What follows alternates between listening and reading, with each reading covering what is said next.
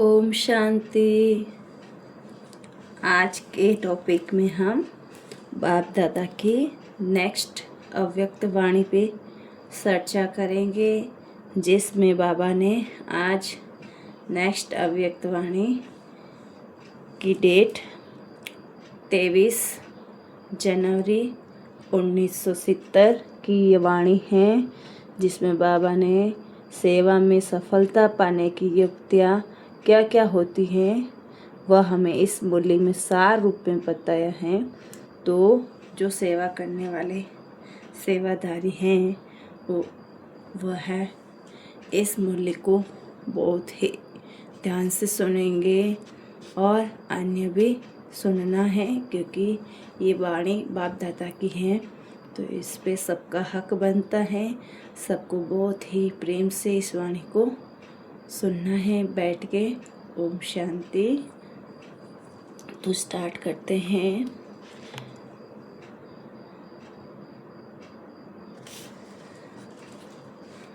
ऐसे अनुभव करते हैं जैसे सर्विस के कारण मजबूरी से बोलना पड़ता है, लेकिन सर्विस समाप्त हुई तो आवाज़ की स्थिति भी समाप्त हो जाएगी। यहाँ पे एक पार्टी आई हुई है, बाप दादा ने उस पार्टी के बारे में हमें डिस्कस किया कि मुंबई की पार्टी बाप दादा से मुंबई में होने वाले सम्मेलन के लिए डायरेक्शन ले रही हैं। ये तो आजकल की सर्विस कर रहे हैं, उनमें विशेषता क्या चाहिए। भाषण तो वर्षों कर ही रहे हैं, लेकिन अब भाषण में भी क्या अव्यक्त स्थिति भरनी है। जो बात करते हुए भी सभी ऐसे अनुभव करें कि यह तो जैसे अशरीरी है, आवाज़ से न्यारे स्थिति में स्थित होकर बोल रहे हैं। अब इस सम्मेलन में यह नवीनता होनी चाहिए। वह स्पीकर्स और ब्राह्मण स्पीकर्स दूर से ही अलग देखने में आए। तब तो है सम्मेलन की सफलता। कोई अनजान भी सभा में प्रवेश करे तो दूर से ही महसूस करे कि कोई अनोखे बोलने वाले हैं। सिर्फ वाणी का बल है जो एक कनरस तक रहता है, लेकिन अव्यक्त स्थिति में स्थित होकर बोलना होता है तो वह सिर्फ कनरस नहीं लेकिन मनरस भी होगा।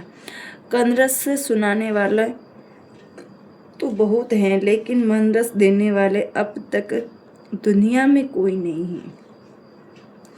बाप तो तुम बच्चों के सामने प्रत्यक्ष हुआ, लेकिन तुम बच्चों को फिर भी बाहर प्रत्यक्ष होना है। तो यह सम्मेलन कोई साधारण रीति से नहीं होना है। मीटिंग में भी बोलना है कि चित्त चैतन्य बनकर साक्षात्कार कराए। जब चित्र में चैतन्य का भाव प्रत्यक्ष होगा तो वही चित्र अच्छा लगता है। बाहर की आर्ट की बात नहीं है, लेकिन बाहर के साथ अंदर भी ऐसा ही हो। बाप दादा यही नवीनता देखना चाहते हैं कि कम बोलना भी कर्तव्य बड़ा कर दिखाएंगे। यही ब्राह्मण रीति रस्म है। यह सम्मेलन अनोखा कैसे हो यह ख्याल रखना है। चित्रों में भी तो अव्यक्त चैतन्यता हो, जो दूर से ही ऐसे महसूसता आए, नहीं तो इतनी प्रजा कैसे बनेगी। सिर्फ मुख से ही नहीं, आंतरिक स्थिति से जो प्रजा बनेगी उसे ही आंतरिक सुख का अनुभव कहा जाता है। आप लोगों ने अब रिजल्ट देखी। जो अव्यक्त स्थिति के अनुभव में आए वह शुरू से ही सहज चल रहे हैं, निर्विघ्न हैं, और जो अव्यक्त स्थिति के साथ फिर और भी कोई आधार पर चले हैं, उन्हीं के बीच में विघ्न, मुश्किलात आदि कठिन पुरुषार्थ देखने में आता है।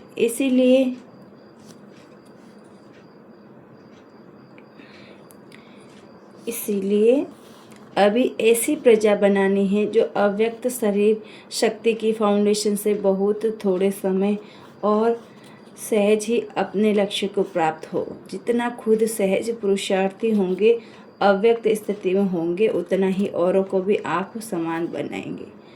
इस सम्मेलन की रिजल्ट देखनी है। टॉपिक तो कोई भी हो लेकिन स्थिति टॉप की चाहिए। अगर टॉप की स्थिति है तो टॉपिक्स में भी कहाँ से भी मोड़ हो सकता है। अब भाषण पर नहीं लेकिन स्थिति पर सफलता का आधार कहा जाता है, क्योंकि भाषण अर्थात भाषा की प्रवीणता तो दुनिया में बहुत है, लेकिन आत्मा में शक्ति का अनुभव करने वाले तुम ही हो। तो यह अभी नवीनता लानी है। जब कार्य करते हो तो पहले वायुमंडल को अव्यक्त बनाना आवश्यक है। जैसे और सजावट का ध्यान रखते हो, वैसे ही मुख्य सजावट यह है कि क्या होता है चलते चलते उस समय बाह्य मुक्त अधिक हो जाती हैं, तो जो लास्ट वायुमंडल होने वाला होता है होने के कारण रिजल्ट वह नहीं निकलेगी। आप लोग सोचते बहुत हो ऐसे करेंगे यह करेंगे, लेकिन लास्ट समय करते हुए ज़्यादा देर बाहर मुक्ता में आ जाते हो। वैसे ही सुनने वाले भी उस समय तो बहुत अच्छा कहते हैं, परंतु फिर झट बाह्य मुक्ता में आ जाते हैं। इसलिए ऐसा ही प्रोग्राम रखना है। जो कभी भी आए तो पहले अव्यक्त भाव का अनुभव हो। यह है सम्मेलन की सफलता का साधन। कुछ दिन पहले से ही यह वायुमंडल बनाना पड़े। ऐसे नहीं कि उस दिन सिर्फ करना है। वायुमंडल को शुद्ध करेंगे तब नवीनता देखने में आएगी। साकार शरीर में भी तो अलौकिकता बहुत दूर से देखने में आती है ना। तो बच्चों के इस व्यक्त शरीर से अलौकिकता देखने में आएगी। प्रेस कॉन्फ्रेंस की रिजल्ट अगर अच्छी हैं तो करने वाले में भी कोई हर्ज नहीं है, लेकिन पहले उन्होंने मिलकर उन्हीं की मददगार बनना है। ये तो बहुत ज़रूरी है। समय पर जाकर उन्हों से काम निकलवाना और समय से पहले उन्हों को मददगार बनना, इसमें फ़र्क पड़ता है। बहुत करके समय पर अटेंशन जाता है। अभी अपनी बुद्धि की लाइन क्लियर करेंगे तो सभी स्पष्ट हो जाएगा। जैसे आप लोगों की प्रदर्शनी में है ना, स्विच ऑन करने से जब जवाब, वैसे ही पुरुषार्थ की लाइन क्लियर होने से संकल्प का स्विच दबाया फिर किया, ऐसे अनुभव करते जाएंगे। सिर्फ संकल्प की कंट्रोलिंग पावर चाहिए।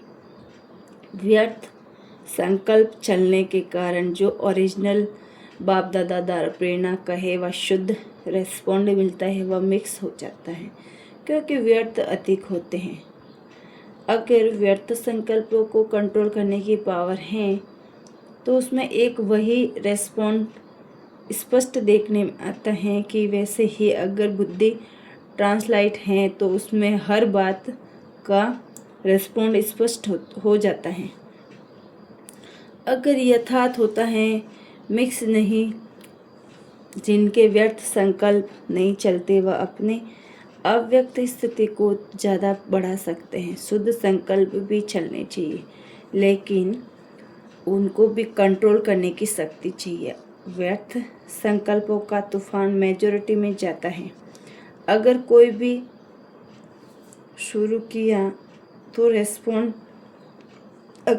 कार्य शुरू किया जाता है तो सैंपल बहुत अच्छा बनना जाता है। यह भी सम्मेलन का सैंपल सभी के आगे रखना है। अव्यक्त स्थिति क्या चीज़ होती है इसका अनुभव कराना है। आपकी एक्टिविटी में भी सभी समय की घड़ी को देके समय की घड़ी बनकर जा रहे हैं। जैसे साकार भी समय की घड़ी बने ना, वैसे शरीर के होते अव्यक्त स्थिति के घंटे बजाने की घड़ी बनना है। ये सर्विस सभी से अच्छी है। अव्यक्त स्थिति का अनुभव क्या होता है वह सभी को प्रैक्टिकल पाठ पढ़ाना है। अच्छा, यहाँ पे बाप दादा हमें अपने देवी परिवार के बारे में स्नेह का सूत्र कैसे पिरोया जाता है वह बता रहे हैं। बाप दादा और देवी परिवार सभी के स्नेह के सूत्र में मणका बनकर पिरोना है। स्नेह के सूत्र में पिरोया हुआ मैं मणका हूँ, ये निशा रहना चाहिए। मणकों को कहाँ कहाँ रखा जाता है? माला के मणकों को बहुत शुद्धि से रखा जाता है, उठाते भी बहुत शुद्धि पूर्वक हैं। हम भी ऐसे अमूल्य मणका है, ये समझना है कि कोई ने सर्विस के लिए राय पूछी, मतलब उन्हों सर्विस वाणी से नहीं होगी, लेकिन जब कोई चरित्र प्रभावशाली होंगे तो चेंज देखेंगे तो वो स्वयं भी खींच कर आएंगे। कोई कोई को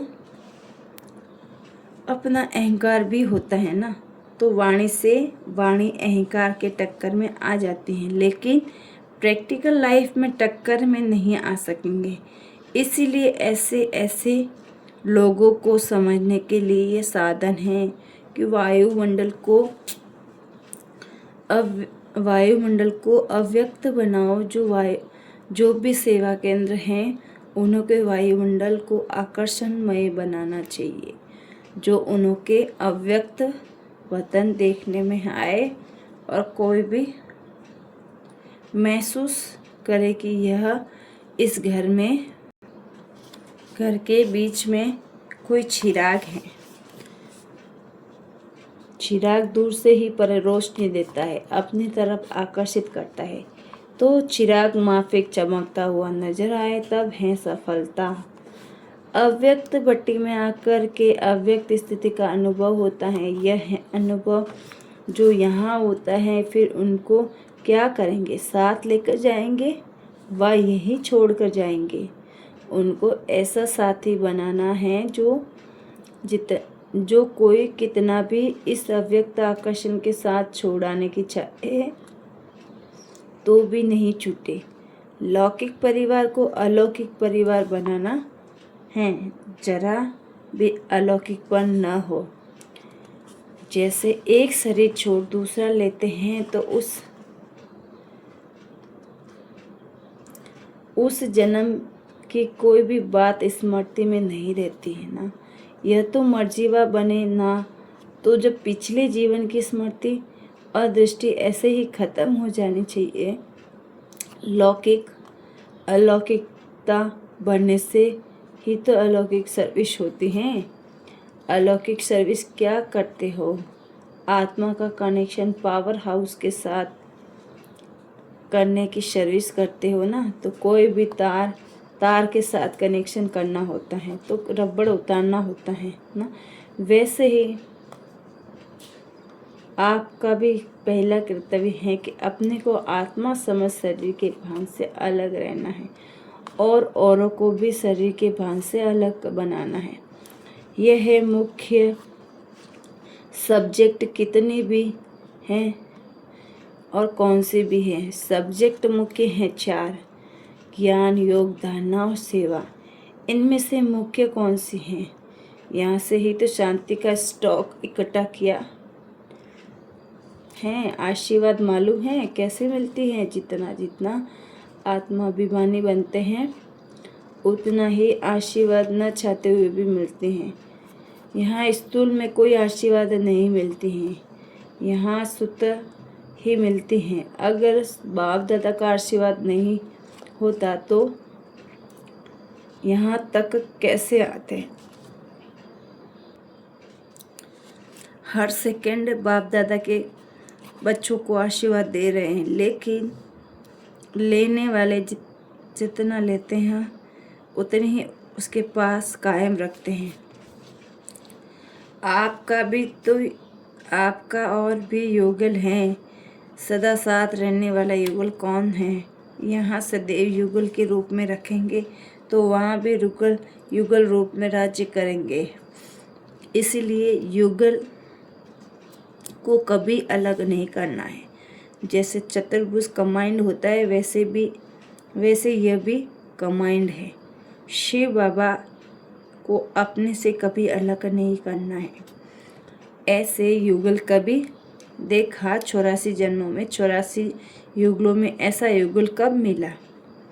तो जो विकल्प में एक बार मिलता है उसको तो पूरा साथ रखना चाहिए ना।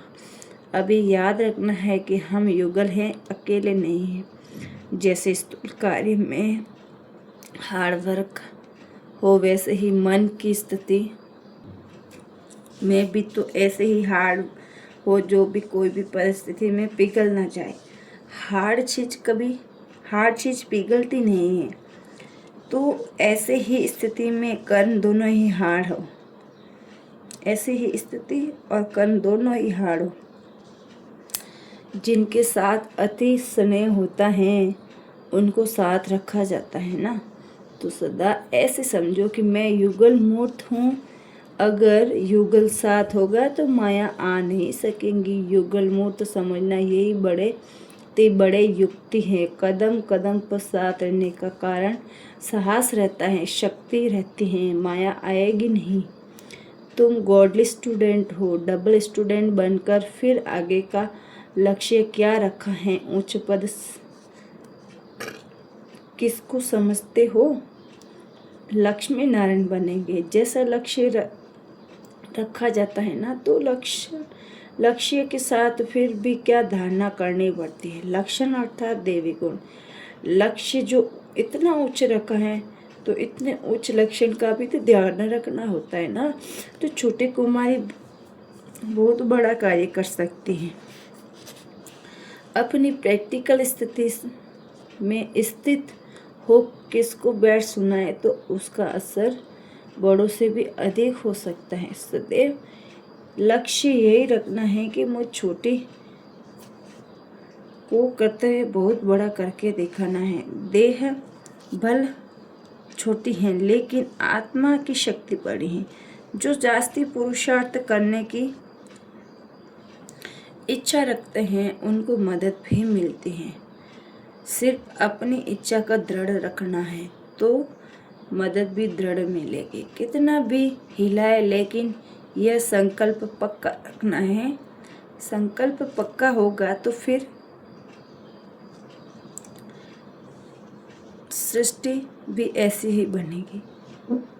जिस्मानी सर्विस भी करते हैं रहे।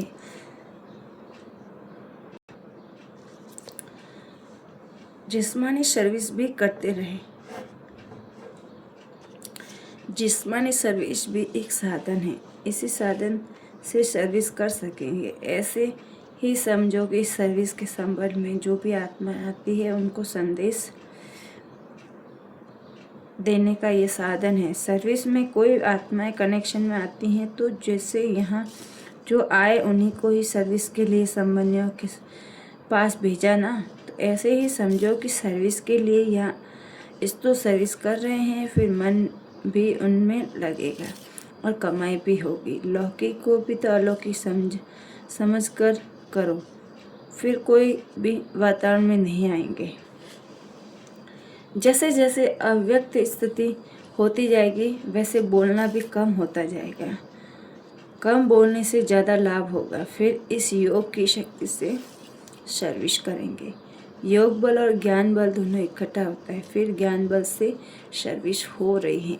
योग बल गुप्त हैं लेकिन जितना योग बल ज्ञान बल दोनों समानता लाएंगे उतनी सफलता होगी। सारे दिन में चेक करो कि योग बल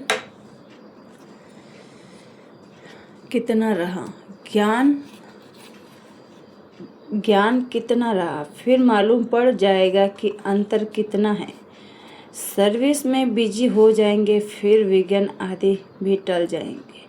दृढ़ निश्चय, आगे कोई रुकावट नहीं आ सकती। ठीक चल रहा है, अतक और एक रस हो, दोनों ही गुण हैं। सदैव फॉलो फादर करना है। जैसे साकार रूप में अथक और एक रस एग्जाम्पल बनकर दिखाया, वैसे ही औरों के प्रति एग्जाम्पल बनना है। यह सर्विस है। भर समय ना भी मिले सर्विस का, लेकिन चरित्र भी सर्विस दिखला सकते हैं। चरित्र से भी सर्विस होती है, सिर्फ वाणी से नहीं होती। अगर आप के चरित्र उस विचित्र भाव की याद दिलाए, यह तो सहज सर्विस है ना। जैसे कई लोग आप अपने गुरु को व स्त्री अपने पति को फोटो लॉकेट में लगा देती है ना, यह एक स्नेह की निशानी है। तो तुम्हारा भी ये मस्तक है जो भी उस विचित्र चरित्र को दिखलाए। यह नयन उस विचित्र का चित्र दिखाए, ऐसा अविनाशी लॉकेट पहन लेना है। अपनी स्मृति भी रहे और सर्विस भी होगी। मधुबन में आकर मुख्य कर्तव्य क्या किया? जैसे कोई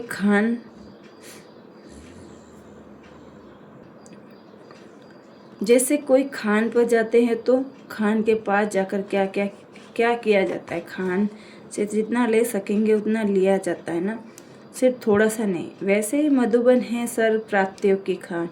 तो आप खान पर आए हो ना, बाकी सेवा केंद्र है इस खान की ब्रांचेज। खान पर जाने से क्या ख्याल जाता है? जितना ले सके, तो यहाँ से भी जितना ले सको ले सकते हो। यहाँ की एक एक वस्तु एक एक ब्राह्मण आत्मा बहुत कुछ शिक्षा और शक्ति देने वाली है। बाप दादा यही चाहते हैं कि जो भी आते हैं वह थोड़ी बहुत नहीं लेकिन सभी कुछ ले लेवे।